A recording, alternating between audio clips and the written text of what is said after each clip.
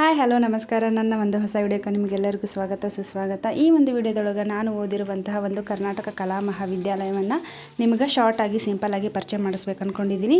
So ಈ ಒಂದು ಕರ್ನಾಟಕ ಕಲಾ ಮಹಾವಿದ್ಯಾಲಯದಲ್ಲಿ ನನ್ನ ವಿದ್ಯಾಭ್ಯಾಸ ಪೂರೈಸಿದ್ದೀನಿ. ಸೊ 2 ವರ್ಷ PUC ಮತ್ತು 3 ವರ್ಷ ಡಿಗ್ರಿ ಆಗೈತಿ ನಂದು ಈ ವಿದ್ಯಾಲಯದಲ್ಲಿ. ಈ ವಿದ್ಯಾಲಯ ಪ್ರಾರಂಭ ಆಗಿದ್ದು 1917ರಲ್ಲಿ. ನಮಗೆ ಸ್ವಾತಂತ್ರ್ಯ ಸಿಗೋಕ್ಕಿಂತ ಪೂರ್ವದೊಳಗೆ 2 ಅಂತಸ್ತಿನ ಒಂದು ಕಟ್ಟಡ ಇದು. ಸೊ ಬ್ರಿಟಿಷರು ನಿರ್ಮಾಣ ಮಾಡಿರುವಂತಹ ಒಂದು ಕಟ್ಟಡ.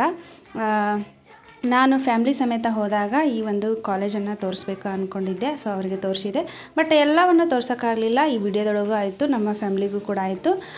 ಇನ್ನೊಂದು ಸಾರಿ ಹೋದಾಗ ಈ ಎಲ್ಲ ಕಾಲೇಜಿನ ಮೂಲೆಯನ್ನು ನಿಮಗೆ ಪರಿಚಯ ಮಾಡಿಸ್ತೀನಿ. ಇಲ್ಲಿ ಕಾಣುವಂಥದ್ದು ಏನಪ್ಪ ಅಂತಂದ್ರೆ 7A ಹಾಲು.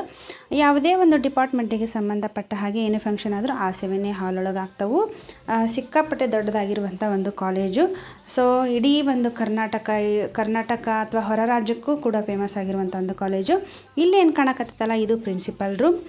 ನಮ್ಮ ಗುಂಡ ಬಹಳ ಎಂಜಾಯ್ ಮಾಡಿದ. ಸೊ 1.5 ವರ್ಷ ಇದ್ದಾವ ಹೋದಾಗ ಅಲ್ಲಿ ನಮ್ಮ ಮಾಣಿಕ್ಯ.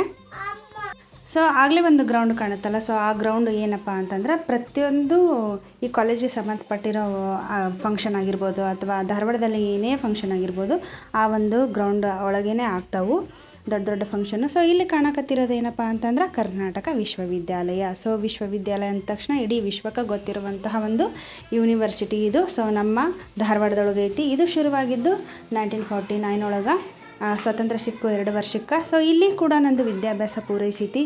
ಸೊ ಎರಡೂ ಒಂದು ಕಾಲೇಜಿನ ಹೆಮ್ಮೆಯಿಂದ ಹೇಳ್ಕೊಳಕ್ಕೆ ಇಷ್ಟ ಆಗುತ್ತೆ ನನಗೆ. ಆ ಕಾಲೇಜಿನ ವಿದ್ಯಾರ್ಥಿ ನಾನು ಅಂತ ಹೇಳಿ. ಇಲ್ಲಿ ನಂದು ರಾಜ್ಯಶಾಸ್ತ್ರ ವಿಷಯದಲ್ಲಿ 2 ವರ್ಷ ಸ್ನಾತಕೋತ್ತರ ಪದವಿ ಆಗೈತಿ. ಸೊ ಈ ಒಂದು ವಿಡಿಯೋ ನಿಮ್ಗೆ ಇಷ್ಟ ಆಯ್ತಪ್ಪ ಅಂತಂದ್ರೆ ನನ್ನ ಚಾನಲ್ನ ಸಬ್ಸ್ಕ್ರೈಬ್ ಮಾಡಿರಿ. ಈ ವಿಡಿಯೋಗೆ